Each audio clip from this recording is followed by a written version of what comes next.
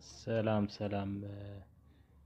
ቤተሰቦች ባለፈው በሰራሁት ቪዲዮ ላይ እንዴት ዋይፋይን ሃይድ ማድረግ እንደምንችል ስራለን ብላችሁ ነበር። በዛሬው ቪዲዮ እንግዲህ እሱን አሳያችኋለሁ ማለት ነው። በጣም ቀላል ነው። 192.168.1 ብለን እንገባለን ማለት ነው። ዩዘር ኔም እና ፓስወርዳችንን እንዲቀይረናል ማለት ነው። አብዛኞቹ ካልቀየር ነው ፓስወርዳችን እና እንትናችን አድሚን ነው።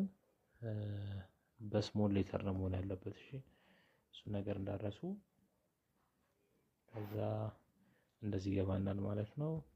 እዚህ ጋር ሎካል ኔትወርክ ምትለው ላይ መተን WLAN ምትለው እንለካለን ማለት ነው። WLAN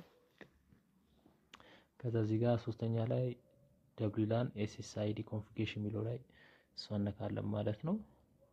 እንደምታዩት SSID 1 ይመጣል ማለት ነው።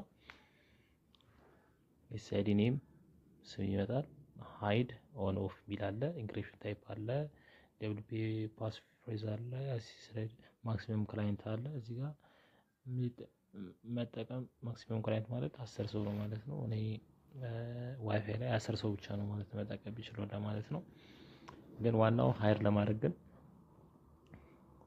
ኦፍ አብዛኛው ጊዜ ኦፍ ይሆናል። እናንተ ኦን ብላችሁ አፕላይ የምትለዋን ንኳት ማለት ነው። ከዛ